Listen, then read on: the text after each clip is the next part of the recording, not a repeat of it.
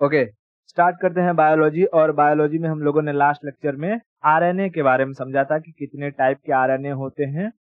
RNA से हमें protein बनने में हेल्प मिलती है। बॉडी के अंदर हमारे प्रोटीन बनाने का काम कौन करता है? राइबोसोम करता है।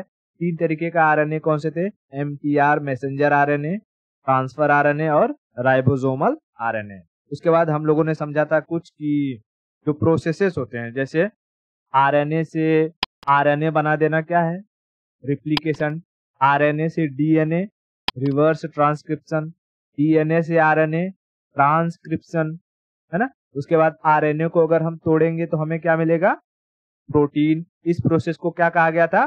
ट्रांसलेशन। ये सारी चीजें हम लोगों ने लास्ट लेक्चर में समझ लिया। अब हम चलते हैं, समझते हैं सेल डिवीजन के कितने टाइप्स होते हैं। टाइप्स ऑफ सेल डिवीजन क्या समझेंगे? Types of cell division.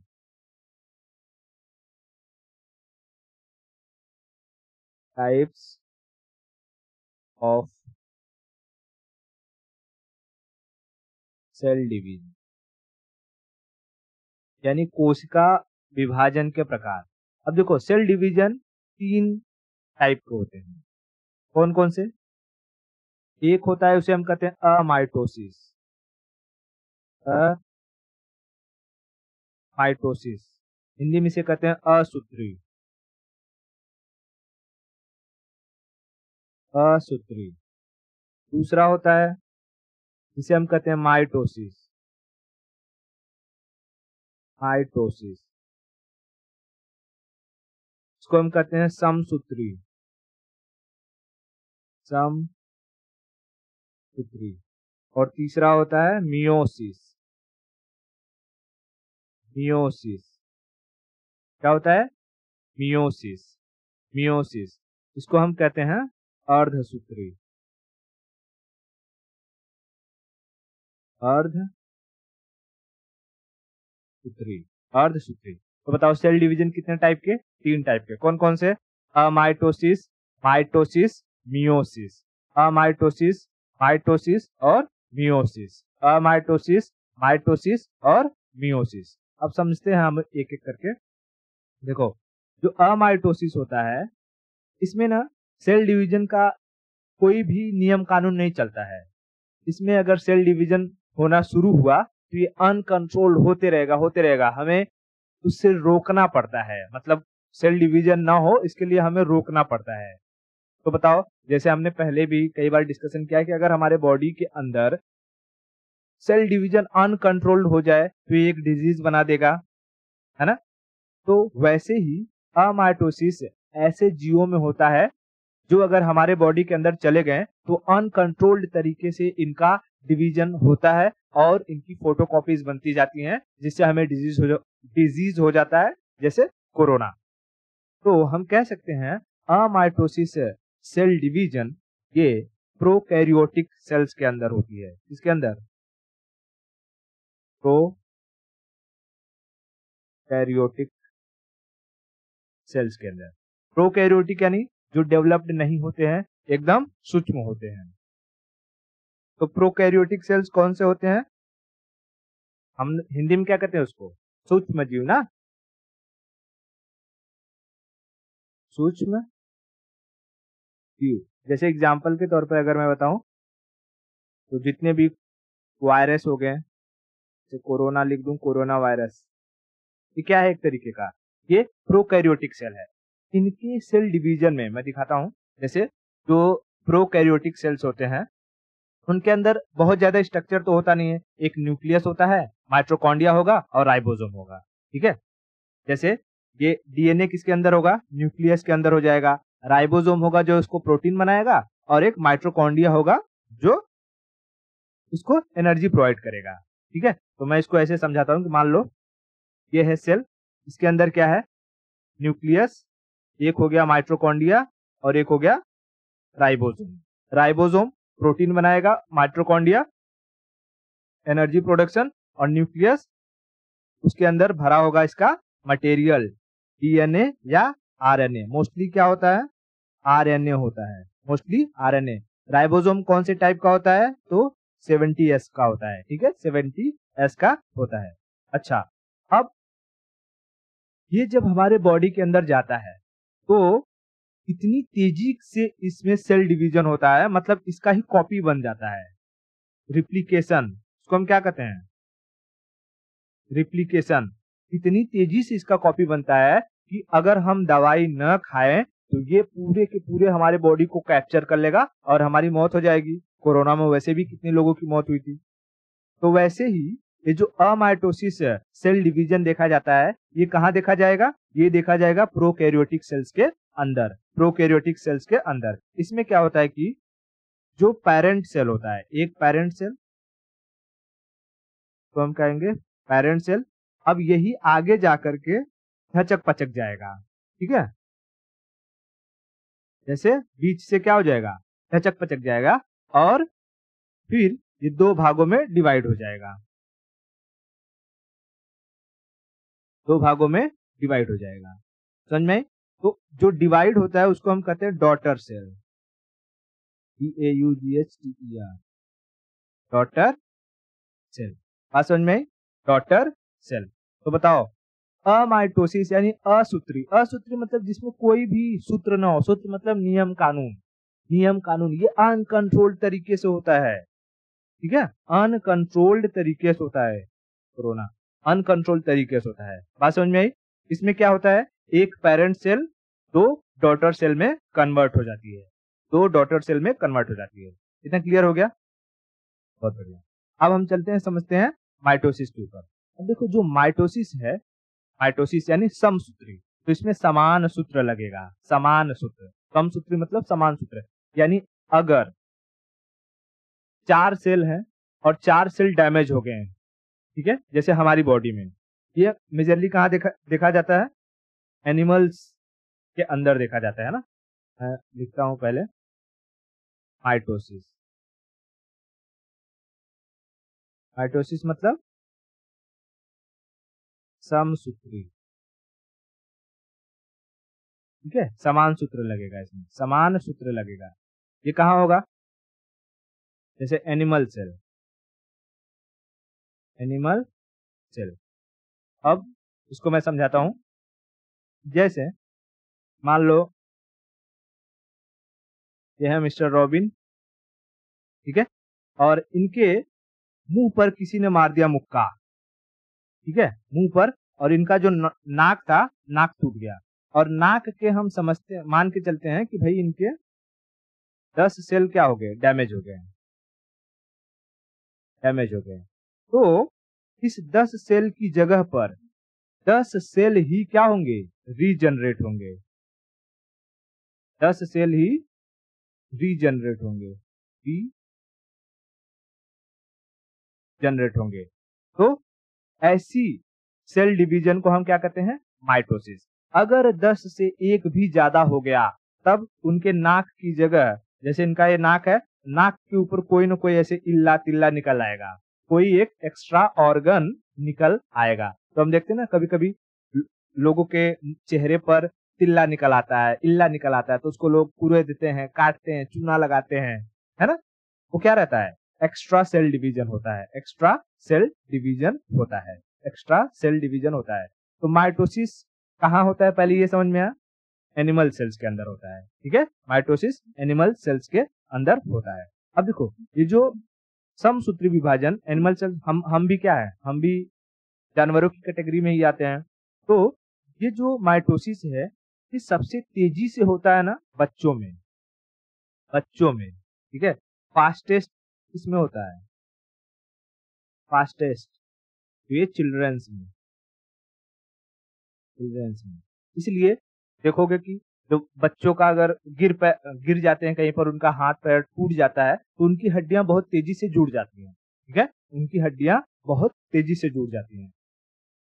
30 साल की अवस्था, मतलब कि अगर 30 साल की एज में या 30 साल की एज तक अगर हमारे हाथ पैर टूट जाते हैं तो वो आसानी से जुड़ जाते हैं, लेकिन 30 साल से जैसे ऊपर जाता है, तब हमारे अंदर जो सेल डिवीजन है वो प्रोसेस थोड़ा धीमा हो जाता है और हड्डियों को जुड़ने में वक्त लेता है। इसलिए जो ओल्ड पीपल होते हैं, ओल्ड ओल्ड में ये सेल डिवीजन बहुत स्लो हो जाता है, ठीक है, स्लो होता है, जिसकी वजह से उनको अगर हड्डी उनकी टूट जाती है तो जुड़ने में वक्त लेता है। इसलिए कहते हैं ना, बुढ़ापे में हड्डियों का टूटना अच्छी बात नहीं है।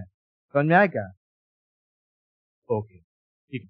उसके बाद और ऐसे कोई जानवर है का क्या कि जिसमें सेल ये माइटोसिस और बहुत तेजी से होता हो? तो भाई छिपकली का पूंछ, छिपकली छिपकली देखा है ना, छिपकली छिपकली की पूंछ पे अगर हम मार देंगे, छिपकली का पूंछ कट जाता है तो वो वापस से आ जाता है कुछ दिनों में फटाफट। चूहे का पूंछ, चूहे का पूंछ, ठीक है, या जो गैंडा होता है राइनो, गैंडा का स्किन,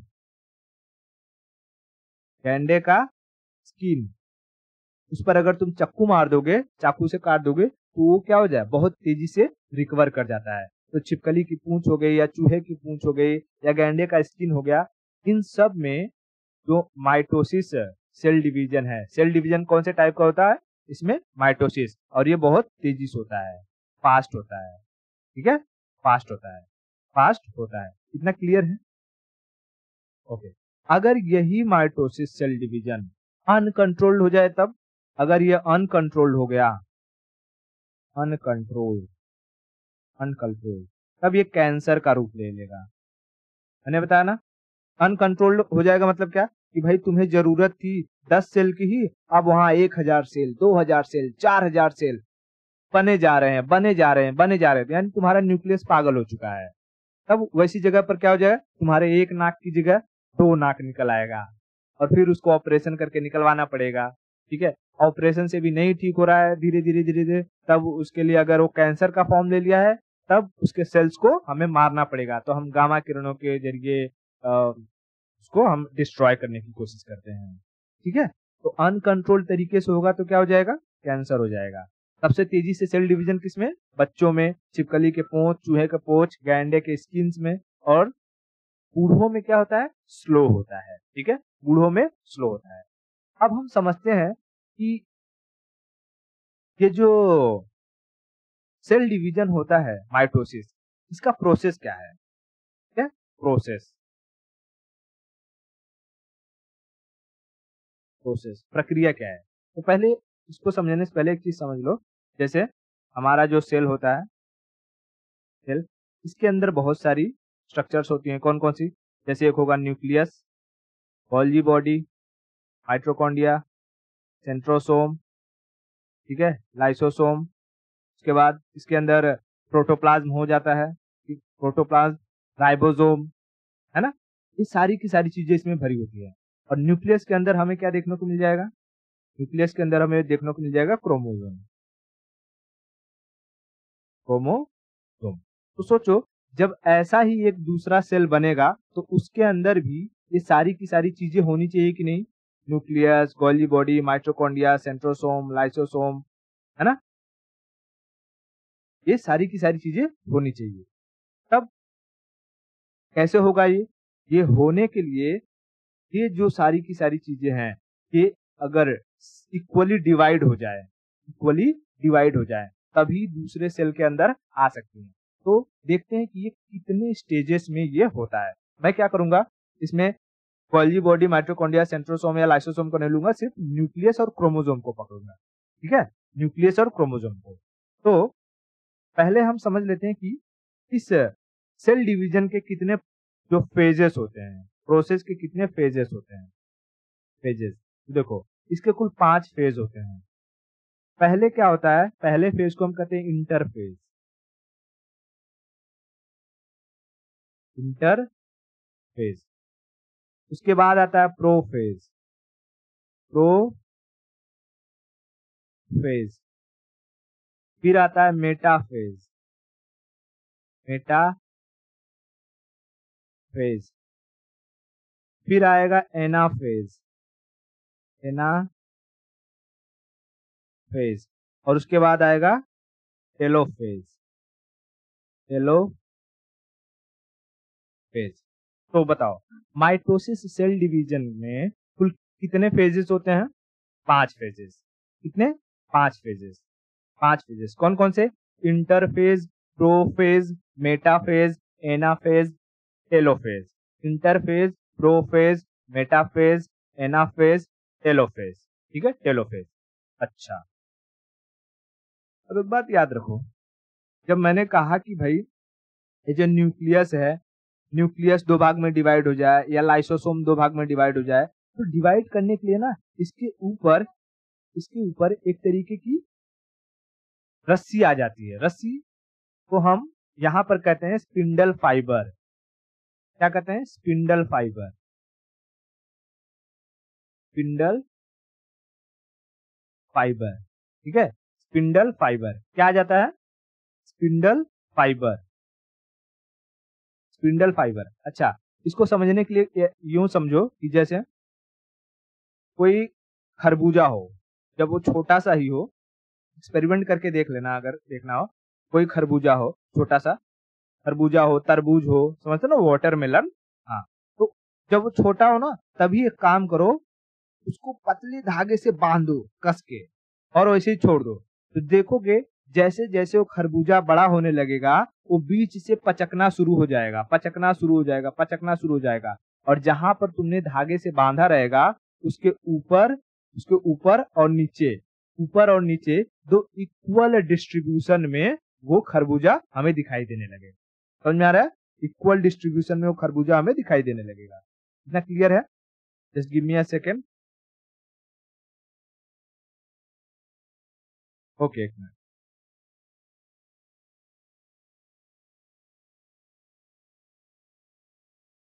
ठीक है, थोड़ा सा टेक्निकल प्रॉब्लम है, मैं अभी ठीक कर देता हूँ। ओके, तो मैंने क्या कहा, ऊपर नीचे खरबूजा क्या होगा? इक्वल फेज में डिवाइड होते हुए दिखाई देगा। तो ऐसे ही हमारे सेल के अंदर भी एक तरीके का धागा हर एक ऑर्गन, हर एक स्ट्रक्चर के ऊपर लग जाता है, उसे हम कहते हैं spindle fibre. Spindle fibre, spindle fibre, ठीक है, स्पिंडल फाइबर।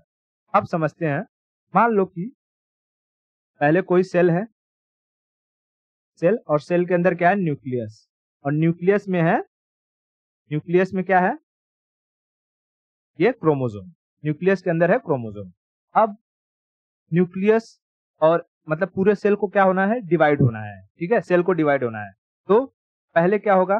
पहले इंटरफेज आएगा, और इंटरफेज में ये जो सेल है उसका आकार बढ़ने लगेगा। कैसे बढ़ेगा? तो सेल के अंदर जो न्यूक्लियस है उसका स्ट्रक्चर, उसका आकार बढ़ने लगेगा, और इस न्यूक्लियस में जो क्रोमोसोम है उनकी संख्या भी बढ़ने लगेगी। ठीक है, उनकी संख्या क्या होने लगेगी? बढ़ने लगेगी। मान लो अभी इस सेल में कितने थे? 2 क्रोमोसोम थे, अब यहाँ पर कितने हो गए? 4 क्रोमोसोम हो गए हैं। और इसका जो न्यूक्लियस ये छोटा सा था, अब ये बढ़ के और स्ट्रक्चर इसका बढ़ गया है। तो ये प्रोसेस होने में ना बहुत ज्यादा टाइम लगता है, इसलिए इस पांचों में से सबसे ज्यादा टाइम कंज्यूमिंग ये इंटरफेज होता है। वो कहेगा अगर कि लार्जेस्ट फेज कौन सा होता है? लार्जेस्ट फेज, यानी सबसे अधिक टाइम कंज्यूम करता है इंटरफेज। ठीक है, इंटरफेज। अब जैसे ही न्यूक्लियस बड़ा हो गया, क्रोमोसोम की संख्या बढ़ गई, ये आ जाएंगे प्रोफेज में। और प्रोफेज में जनरेट होता है स्पिंडल फाइबर। स्पिंडल फाइबर, ठीक है, स्पिंडल फाइबर। और जैसे ही क्योंकि देखो न्यूक्लियस बढ़ चुका है, क्रोमोसोम की संख्या बढ़ चुकी है, क्रोमोसोम की संख्या बढ़ चुकी है। अब बाकी जो अदर स्ट्रक्चर्स होते हैं उनके ऊपर जनरेट होता है स्पिंडल फाइबर, और न्यूक्लियस यहाँ पर 2 भाग में डिवाइड हो चुकी होती है। ठीक है, जैसे ही अदर ऑर्गन्स पर क्या आएगा? अदर ऑर्गन्स पर स्पिंडल फाइबर आएगा, यहाँ न्यूक्लियस 2 भाग में डिवाइड हो जाएगा। ठीक है, न्यूक्लियस 2 भाग में डिवाइड हो जाएगा। तो कहेगा स्पिंडल फाइबर का जनरेशन कौन से फेज में होता है? दूसरे फेज में। Spindle fibre,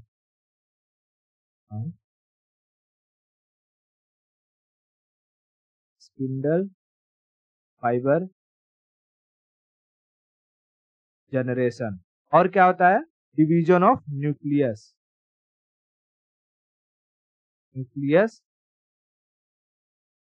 division. ठीक है, स्पिंडल फाइबर जनरेट होना शुरू हुआ, अदर ऑर्गन्स पर, अदर मतलब Golgi body, mitochondria, centrosome, lysosome वगैरह पर। और क्योंकि न्यूक्लियस तो पहले ही बढ़ चुका था तो न्यूक्लियस यहाँ पर तुरंत डिवाइड हो जाता है दो भागों में। उसके बाद आता है मेटाफेज। मेटाफेज में क्या होगा? मेटाफेज में स्पिंडल फाइबर सारे के सारे ऑर्गन्स पर पूरी तरीके से पकड़ जमा लेगा अपनी, ठीक है, और इन सबको खींच देगा। इन सबको क्या कर देगा? खींच देगा। ऑर्गन्स, सारे के सारे सेल के अंदर के ऑर्गन्स को खींचना शुरू कर देगा, ठीक है, खींचना शुरू कर देगा। तो यहाँ देखो न्यूक्लियस है, यहाँ बना देता हूँ न्यूक्लियस, और ये अज्यूम करके चलो कि स्पिंडल फाइबर यहाँ पर पूरी तरीके से दूसरे ऑर्गन्स के ऊपर कंप्लीट हो। मान लो मैं बना देता हूँ एक दो ऑर्गन यहाँ पे ये स्पिंडल फाइबर है, ठीक है, स्पिंडल फाइबर यहाँ पर स्पिंडल फाइबर कंप्लीट हो जाएगा। Spindle fibre completed on organs of cell, organs of cell. इतना क्लियर है? ओके, बहुत बढ़िया। अब देखो, अब क्या हो जाए? अब आएगा एनाफेज। ये अभी तो मेटाफेज था तीसरा, अब आएगा एनाफेज। एनाफेज में सारे के सारे जो ये ऑर्गन्स हैं इसके अंदर, सेल के अंदर, वो ना पोल की तरफ भागना शुरू कर देंगे। पोल मतलब इधर और इधर, ठीक है, पोल मतलब ऊपर नीचे की तरफ भागना शुरू कर देंगे। तो देखो ये ऐसे हो जाएगा और बीच में से ये पचक जाएगा, मतलब थोड़ा सा ये ऐसे हो जाएगा।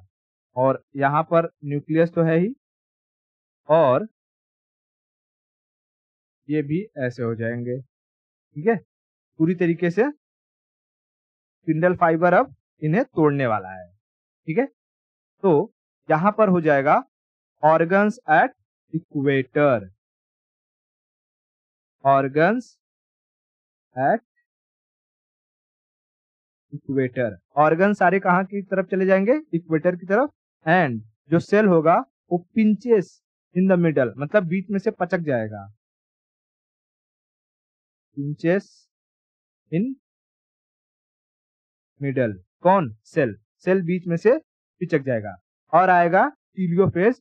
टीलियोफेज में यह दो भाग में डिवाइड हो जाएगा, ठीक है। टीलियोफेज में क्या हो जाएगा? एक ऐसे और एक ऐसे। यहाँ पर बन जाएगा न्यूक्लियस। उसके बाद ये जो था इधर माइटोकॉन्ड्रिया, या ये ऐसे, ठीक है।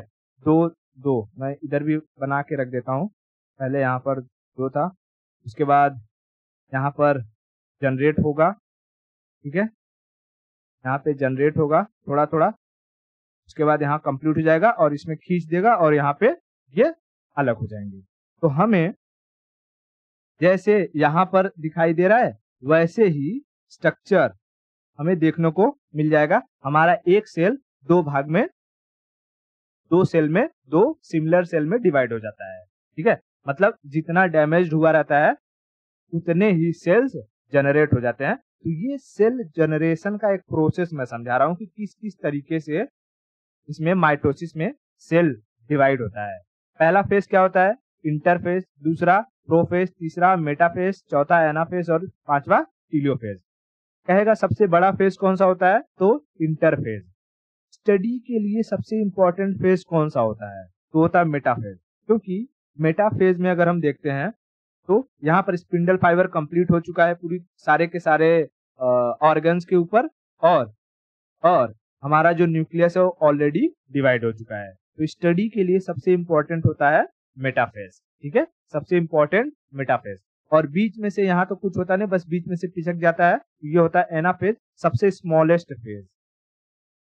सबसे स्मॉलेस्ट मतलब एनाफेज तान देता है। एनाफेज में सारे के सारे जो ऑर्गन्स होते हैं वो तन जाते हैं इक्वेटर की तरफ, तो ये सबसे जल्दी डेवलप हो जाते हैं। सबसे छोटा फेज होता है एनाफेज, सबसे बड़ा फेज इंटरफेज, और स्टडी के लिए इंपॉर्टेंट मेटाफेज। स्टडी के लिए इंपॉर्टेंट मेटाफेज, स्टडी के लिए इंपॉर्टेंट मेटाफेज।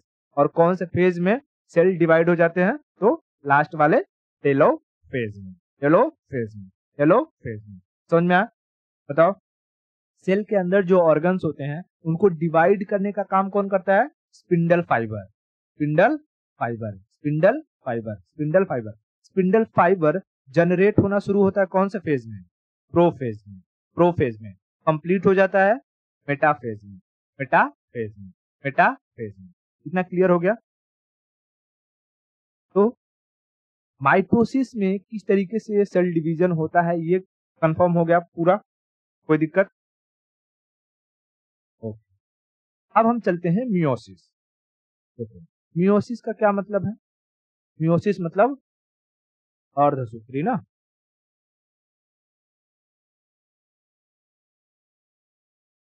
मियोसिस, मियोसिस का मतलब है अर्धसूत्री। अर्धसूत्री यानी इसमें आधे सेल का डिवीजन होता है। तो भाई आधे सेल का डिवीजन कहाँ होगा? कहाँ होगा आधे सेल का डिवीजन? ये होता है सिर्फ और सिर्फ रिप्रोडक्शन के दौरान, ड्यूरिंग रिप्रोडक्शन। अच्छा, क्यों रिप्रोडक्शन में अर्धसूत्री विभाजन की जरूरत क्यों पड़ी? क्यों मियोसिस की जरूरत पड़ी? तो देखो एक बात बताओ, को पता है कि किसी भी इंसान का जो शरीर होता है उसके अंदर कुल 46 क्रोमोसोम पाए जाते हैं, है ना? 46 क्रोमोसोम, एक नॉर्मल इंसान के अंदर 46 क्रोमोसोम पाए जाते हैं।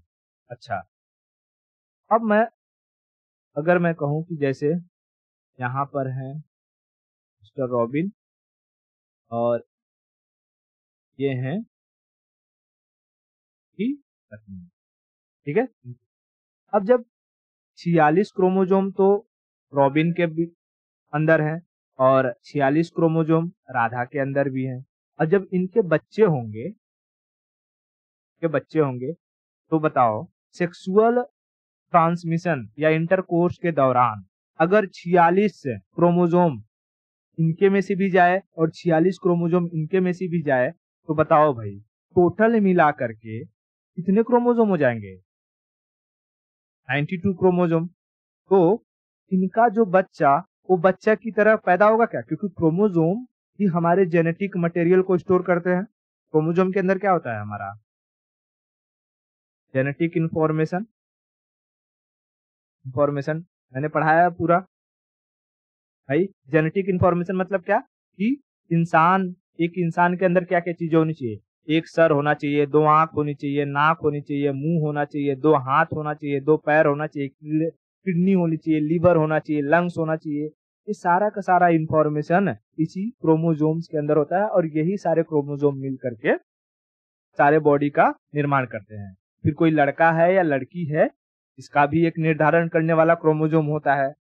तो कुछ भी हो जाए, अगर एक नॉर्मल इंसान होना है तो तुम्हारे अंदर 46 क्रोमोसोम, 46 गुणसूत्र होने चाहिए। तो बताओ अगर सेक्सुअल रिप्रोडक्शन के दौरान 46 पूरे के पूरे आ जाएंगे, क्या किसी इंसान के अंदर ये 46 बन पाएंगे? नहीं, वो तो 92 हो जाएगा। यानी उसके अंदर दो हाथ की जगह चार हाथ आ जाएगा, दो पैर की जगह चार पैर आ जाएगा, दो आंख की जगह चार आंख आ जाएगा, एक मुंह की जगह दो मुंह आएगा, एक नाक की जगह दो नाक आएगा। कोई इंसान रह जाएगा क्या? नहीं, शैतान बन जाएगा, है ना? तो इसके लिए ऐसी सिचुएशन में क्या होता है कि भाई अगर 46 बनाना है तो इसको दो से डिवाइड कर दो, इसको दो से डिवाइड कर दो, यानी यहां से आ जाए 23 और यहां से आ जाए 23, अब हो जाएंगे 46। और इससे जो बच्चा होगा वो एक साधारण इंसान ही होगा। समझ में आया? तो मियोसिस यानी अर्धसूत्री जो सेल डिवीजन होता है वो रिप्रोडक्शन के दौरान ही होता है। अब इसमें कैसे कैसे होता है हम इसको समझ लेते हैं, है ना? तो देखो मैं यहां लिख देता हूं मियोसिस यानी अर्धसूत्री। अब कहाँ होता है? रिप्रोडक्शन के दौरान होता है। तो मैं यहाँ लिखता हूँ फीमेल, फीमेल और यहाँ लिखता हूँ मेल, ठीक है? मैं देखो फीमेल के अंदर भी कितना होगा? 46 क्रोमोसोम, मेल के अंदर भी 46 क्रोमोसोम। अब देखो ये जो 46 क्रोमोसोम होते हैं, ये 2 भागों में डिवाइड होते हैं। इसमें 2 भागों में 44 और 2, दोनों मिला के 46 में। और वैसे ही मेल वाले भी 2 भाग में डिवाइड होंगे, 44 और 2। ठीक है, 44 और 2। अब ये जो 44 होते हैं ना, ये 44 मिल करके बॉडी बनाते हैं। Body formation. बॉडी मतलब ऑर्गन्स जो होते हैं, बॉडी फॉर्मेशन।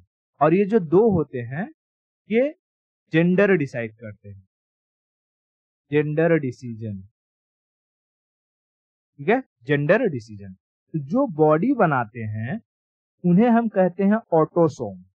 क्या कहते हैं? Autosome, chromosome.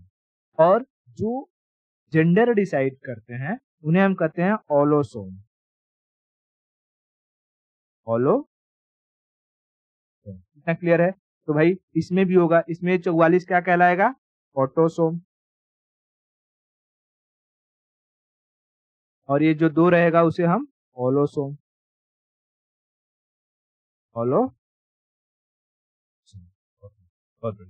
अब देखो, ये जो जेंडर डिसाइड करते हैं वो फीमेल के अंदर जो क्रोमोसोम होता है वो होता है एक्स और एक्स, और मेल के अंदर जो होता है वो होता है एक्स और वाई क्रोमोसोम। एक्स और वाई क्रोमोसोम, मैंने बताया था क्रोमोसोम के टाइम वो एक्स पेयर्स में होते हैं। ठीक है, एक्स और वाई क्रोमोसोम होते हैं, एक्स और वाई क्रोमोसोम। अब देखो, जब सेक्सुअल इंटरकोर्स होता है, स्पर्म और ओवम आता है, तो फीमेल के अंदर से जो ऑटोसोम है, ऑटोसोम क्या कहा मैंने? ये जो ऑटोसोम है मतलब कि इसमें फीमेल से क्या आएगा? ओवम, है ना, ओवीएम, ओवीएम, ओवम। और यहां से आएगा स्पर्म। स्पर्म वैसे रिप्रोडक्शन चैप्टर में हम ये सारे चीजें डिटेल से पढ़ेंगे, ओवम क्या है, स्पर्म क्या है, गैमेट किसे कहते हैं। ठीक है, तो देखो, जब ये ओवम आएगा तो ओवम के अंदर जो ऑटोसोम होंगे वो कितने आएंगे? तो 44 का आधा कितना हो जाएगा? 22। और ऑलोसोम में से कितना आएगा? 2 का आधा 1। और यहाँ स्पर्म के साथ इसमें ऑटोसोम में कितना आएगा? 22। और ऑलोसोम का आधा 1, यानी 23 यहां से, 23 यहां से, यानी टोटल कितने हो जाएंगे? 46। और जो बच्चा पैदा होगा वो नॉर्मल होगा। अब कोई बच्चा मेल होगा या फीमेल होगा कैसे पता चलेगा? तो देखो, अगर जो फीमेल है, फीमेल के पास तो दोनों ही एक्स एक्स है, तो कभी भी आएगा यहाँ से एक्स ही आएगा, एक्स। और मेल के पास है एक्स वाई, अगर मेल का भी एक्स आया, ये जो एक है अगर ये भी एक्स हुआ तो भाई दोनों ये हो जाएंगे गर्ल। लेकिन मेल का अगर वाई आ गया तो ये हो जाएगा बॉय, बॉय। लेकिन अगर कभी ऐसा हो गया कि फीमेल का दोनों एक्स आ गया और मेल का भी एक्स आ गया, यानी x x x, triple x मत समझ रहे हो, तो ये हो जाएगा ट्रांसजेंडर। ठीक है, ट्रांसजेंडर। या ऐसा भी हो सकता है कि फीमेल का एक एक्स आए और मेल का दोनों एक्स और वाई दोनों आ जाए, एक्स और वाई दोनों आ जाए, तो भी क्या हो जाएगा? Transgender, transgender. तो भाई देखो, अगर 46 से एक भी क्रोमोसोम ज्यादा होता है, एक भी क्रोमोसोम ज्यादा होता है तो हमारे बॉडी के अंदर डिफेक्ट पैदा कर देता है। हमने क्रोमोसोम जब पढ़ रहे थे तो हमने कई तरीके के सिंड्रोम भी पढ़े थे, जैसे टर्नर सिंड्रोम था, क्लिनीफिल्टर था, डाउन था, पटाउ था। तो उसमें देखा था कि क्रोमोसोम की संख्या अगर एक भी घट जाती है तो भी दिक्कत है, बढ़ जाती है तो भी दिक्कत होता है। समझ में आया? तो ये 3 तरीके के सेल डिवीजन क्लियर है क्या? बताओ कितने टाइप के सेल डिवीजन होते हैं? 3। कौन कौन से? माइटोसिस,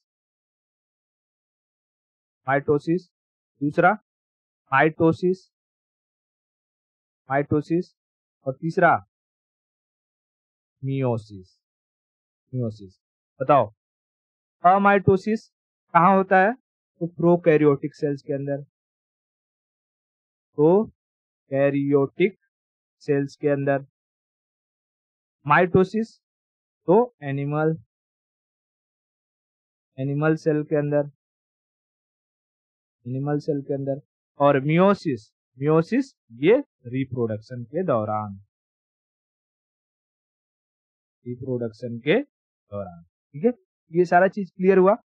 ऑटोसोम क्या होता है, ओलोसोम क्या होता है, जेंडर का डिसीजन कौन करता है, ओलोसोम, ठीक है, ओलोसोम। और किस तरीके से ये हाफ डिवाइड होते हैं मियोसिस में। कोई भी दिक्कत कहीं?